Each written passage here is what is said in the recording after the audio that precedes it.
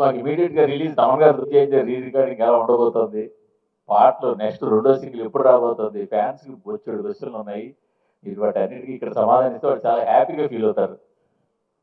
మన దిల్ రాజు గారు ఒక మంచి బ్లాస్ట్ ఇచ్చారు డిసెంబర్ లో రిలీజ్ అని. So will start updates from August end sir.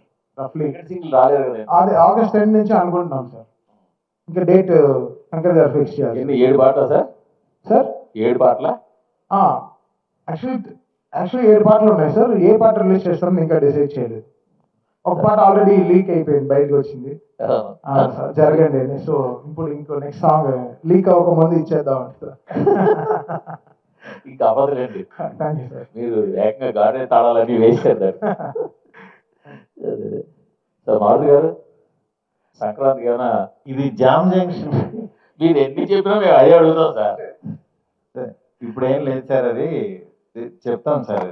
మీకు ఫస్ట్ తెలియకుండా మేము చెప్పకుండా మీకు తెలిసి చెప్పాల్సిన టైం వచ్చింది. ఏం సార్ ఈ మారుతి టీ మార్ట్స్ అని పెట్టారు.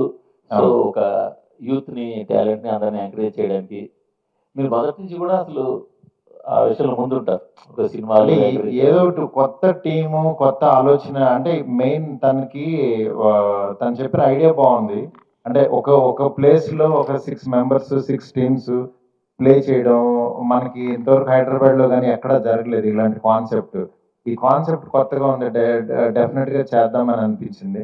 దాంతో వీళ్ళందరూ టీం అందరూ బాగా చేస్తున్నారు. ఓకే చేద్దామని చెప్పి నేను కానీ ఎస్కే ఇద్దరం కూడా అనుకుని దెన్ వీఆర్ మూవింగ్.